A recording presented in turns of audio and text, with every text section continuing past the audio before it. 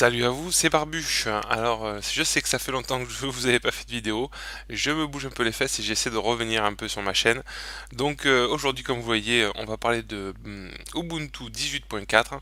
Donc, comme vous avez pu voir la petite démo juste avant, je vous ai fait une petite démo avec l'installation donc de cette dernière version Ubuntu 18.4 LTS, donc longue durée. Euh, cette distribution donc fait suite à toutes les dernières modifications et tous les revirements de situation qu'on a pu découvrir sur la 17.10, donc celle juste avant où je vous ai fait une petite vidéo.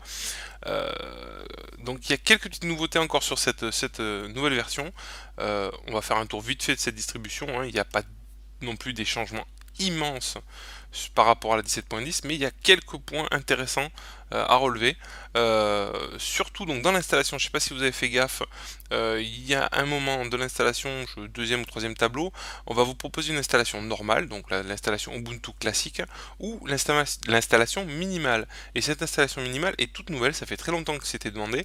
C'est une installation basique avec juste Firefox, si je dis pas de bêtises, et quelques logiciels de base.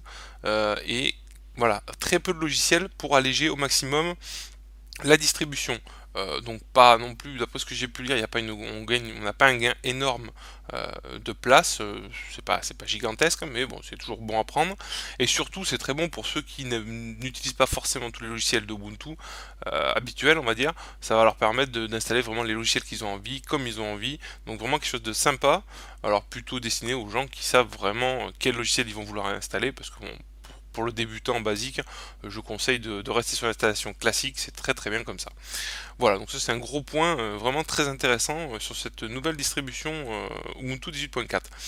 Euh, à noter, donc, on en avait déjà parlé, je ne vais pas revenir sur tous les sujets, mais donc Ubuntu a fait un revirement de situation, a quitté Unity, quoi, a arrêté le développement d'Unity 7 et 8, hein. Je crois qu'il y a toujours euh, quelques personnes qui font encore le développement, mais c'est bon, on va dire c'est sorti du cadre, on va dire général de Ubuntu. Et ils sont revenus sur leurs premiers amours, GNOME. Donc j'en avais déjà parlé, hein, là on est sur GNOME Shell. Très bon bureau, très efficace, très très bon. Euh, Pas mal de points, on va en parler dans 2 secondes. Aussi un point important, revirement de situation pour cette version LTS, ils sont revenus sur le serveur Xorg. Ils ont abandonné, ils ont pas abandonné, mais ils ont mis de côté Wayland. Donc on peut toujours l'installer, Wayland, toujours le mettre. Quand on se met sur notre fenêtre de connexion, on peut choisir donc de passer sur Wayland. Mais officiellement, de base, on est sous Xorg. Parce que bon, il y a encore quelques petits soucis de cohésion, voilà, bref. Ils ont préféré reporter cette installation, quoi, cette utilisation de Wayland pour la 20.04, donc dans 2 ans, la prochaine LTS. Pour l'instant, ils vont petit à petit venir vers Wayland. Donc c'était un point important à dire. Donc je vais vous parler du bureau. Donc on va refaire un tour rapide, hein, mais c'est quelque chose de très simple, hein. Un bureau en haut à droite, vous avez donc la connexion, le son, le casque, les paramètres filaires, le connexion au niveau de la session de la personne.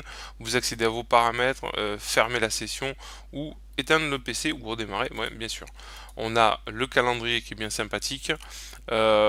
Et la petite barre que Ubuntu a remis sur ce GNOME Shell qui est sympathique et qui rappelle bien sûr la barre d'Unity que l'on connaît. Euh, Important aussi. Quelles sont les choses importantes? Oui, je vais vous parler du bureau. On est sous GNOME 3.28. On est passé des dernières versions, pas mal d'améliorations à ce sujet-là, sauf une petite chose, notre ami Nautilus. Bien sûr, j'ouvre pas Nautilus. Hop, je me trompe, Nautilus, le voilà. Qui lui, donc vous voyez, a légèrement évolué, est plutôt joli, ils ont fait un bon petit design. Par contre, on est sur la 3.26 parce qu'il y a encore des extensions qui posent problème avec la 3.28.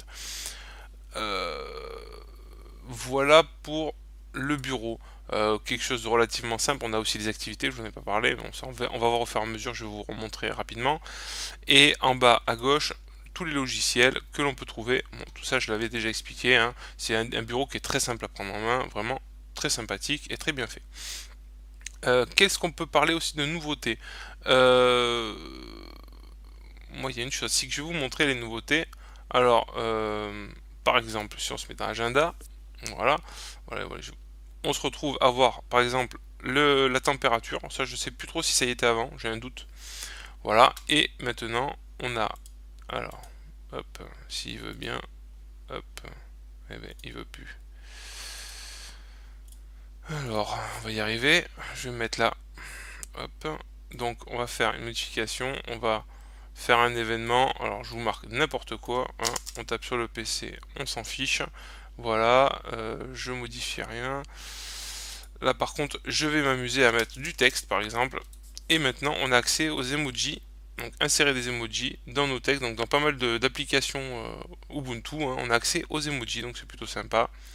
Voilà, on peut mettre les emojis sympathiques, on fait terminer, voilà. Donc on a nos petits rendez-vous dans l'agenda, c'est bien sympa avec des emojis. Toujours sympathiques aussi, oui, quand on se met dessus, ils apparaissent. Ce qui est sympa aussi, alors petit détail, voilà, quand on se met là, par exemple si je me mets voilà, sur mes petits rendez-vous que j'ai mis pour tester, ça fonctionne très très bien. Là où j'ai un petit, on va dire, un petit regret, c'est qu'on va pas jusqu'au bout. Dans la distribution Ubuntu, il y a plein de petits détails qui manquent encore. Et à mon avis, il y a beaucoup de travail à faire là-dessus. Par exemple, vous voyez, si je me mets sur mon bureau, je mets journée de travaux maison, voilà, j'avais créé cette petite aparté. Mais si je double-clique dessus, il se passe rien, on peut rien faire de plus, on a juste accès à qu'est-ce qui va se passer ce jour-là. Ce qui est un peu dommage, j'aurais bien aimé en double-cliquant revenir automatiquement, que ça m'ouvre mon je vais y arriver, mon agenda, voilà, que automatiquement dès que je double-clique, clac, ça m'ouvre l'agenda, ça aurait été bien sympathique, ou on va dire des options supplémentaires. On va dire c'est ce qui manque le plus dans ce Ubuntu, c'est des options. Euh, En parlant d'options, on va faire rapidement aussi les paramètres. Alors j'en avais parlé déjà la dernière fois. Je regrette toujours qu'il n'y ait pas assez d'options. Toujours pareil pour le dock. Donc on a toujours la possibilité de le mettre ou à droite ou à gauche ou en bas. Moi je le préfère en bas personnellement. Et on peut régler la taille par exemple des icônes. Voilà. On peut rendre donc la fenêtre, la barre, on peut la masquer automatiquement. Euh, Ça c'est selon les goûts. Là où il peut se poser un problème, moi j'avais testé Opera, le logiciel pour aller sur internet, je vais y arriver, j'ai du mal aujourd'hui. Opera, qui lui a maintenant quelque chose de très sympa, il est très ergonomique tout ça, et la barre surtout sur la gauche. Donc ça fait double emploi, on se retrouve avec une barre sur la gauche pour Ubuntu, plus la barre que l'on trouve sur Opera, on se retrouve à rogner pas mal l'écran, on perd de la place et on se retrouve à avoir pas mal de boutons sur le côté gauche. C'est assez casse-bonbon, on va dire ça comme ça. D'autant plus si on rétracte la barre donc du dock qui va tous les 4-5 matins dès qu'on va vouloir aller dans la barre d'Opéra se déclencher. C'est assez voilà, c'est pas pratique sur ce point-là. Mais bon, c'est le petit détail, voilà. Moi c'est le petit détail que j'avais testé qui est pas terrible. Donc comme je disais, il n'y a pas de grands changements au niveau de tous ces réglages que l'on peut avoir dans le paramètre, hein. Ça n'a pas beaucoup changé. Alors c'est très ergonomique, très bien fait, j'adore, je suis client, j'adore ce petit logiciel, il est vraiment bien, mais manque énormément voilà, de détails, on ne peut pas régler assez de choses à mon goût. Donc, d'où la petite astuce, je vous invite à aller dans votre Logitech et à aller installer le logiciel qui s'appelle Ajustement en français. Vous faites Ajustement, c'est la version, en fait, c'est le Tweak Tools en fait de GNOME. Et là, automatiquement, on va avoir beaucoup plus de paramètres. Donc, par exemple, on peut activer les coins actifs, ce qu'on n'a pas de base, on va dire, sous Ubuntu. Voilà. Et on peut faire énormément de réglages. Alors, je ne vais pas rentrer dans tous les détails. Vous voyez, on peut mettre le pourcentage de la batterie, date, heure, seconde, voilà, le bureau, corbeille, on peut tout régler. Il y a des choses qui sont très sympas à régler, les extensions, voilà. Il y a des options supplémentaires qui sont très bien, comme le thème, voilà, la souris, le curseur, tout ça. On peut régler pas mal de choses. Donc, ce petit logiciel ajustement, je vous le conseille. Il va peut-être vous aider à un peu régler un peu plus votre Ubuntu, et ça, c'est plutôt pas mal. Voilà. Ensuite, une autre chose que je voulais vous parler. Logiciel Ubuntu. Quand on va dans la Logitech, donc j'adore la Logitech, elle est très bien faite, super. Et là, ce qu'on peut noter, c'est de plus en plus, et ça c'est clair, ça a été affiché clairement par Ubuntu, ils veulent de plus en plus passer sur leur logiciel Snap, Snappy. Et il y en a de plus en plus, et il y en aura de plus en plus, voire il n'y aura que ça au bout d'un moment, à mon avis. Donc, le petit truc pour voir si vous avez des logiciels Snappy ou des logiciels classiques, si vous faites ça, vous allez sur un logiciel, vous voyez Ubuntu Bionic, ça veut dire que c'est des logiciels euh, qui viennent d'Ubuntu classique, hein, dans les serveurs classiques. Et par exemple Nextcloud, je vais y arriver. Si vous regardez, vous voyez, source boutique des snaps. Donc automatiquement, on sait que ça c'est un logiciel Snap. Voilà, c'est le moyen de savoir, parce qu'ils sont tous mélangés, ils n'ont pas différencié les snaps et les logiciels qui viennent des serveurs Ubuntu, donc c'est le moyen de pouvoir les différencier. Alors toujours beaucoup de choix, il y a de plus en plus de choix au niveau des logiciels, c'est vraiment sympa. On retrouve des logiciels qu'il n'y avait pas. Je ne vais pas m'étaler sur tout le logiciel, je vous laisserai aller voir, mais vraiment, vraiment très sympa. Euh, Qu'est-ce qu'on peut dire de plus? Oui, sur le fond, Ubuntu travaille beaucoup avec Microsoft, alors ça peut faire jaser ou ça peut voilà. Il travaille beaucoup avec Microsoft pour l'évolution d'Ubuntu. Alors je pense que ça peut être un bon point aussi, mais bon, chacun voit comme il veut, hein, c'est selon les goûts. Il travaille beaucoup avec Microsoft pour faire évoluer Ubuntu qui soit le plus compatible possible sur Microsoft pour les machines virtuelles Hyper-V pour pouvoir utiliser donc Ubuntu sur Microsoft. Donc ça c'est plutôt pas mal, c'est une bonne nouvelle. Hein, travailler un petit peu en accord avec Microsoft, hein, ça peut apporter de bonnes choses à Ubuntu. Après, hein, comme je viens de dire, chacun pense ce qu'il a envie de penser. Personnellement, ouais, je pense que je vous ai parlé de toutes les petites nouveautés que j'ai pu trouver sur ce Ubuntu. Il y a pas de plein de petites choses, mais voilà, c'est les gros points, on va dire, que j'ai pu remarquer. Euh, pour ma part, je reste sur ma faim. C'est une très bonne évolution. Le fait d'être revenu sur GNOME, j'adhère complètement.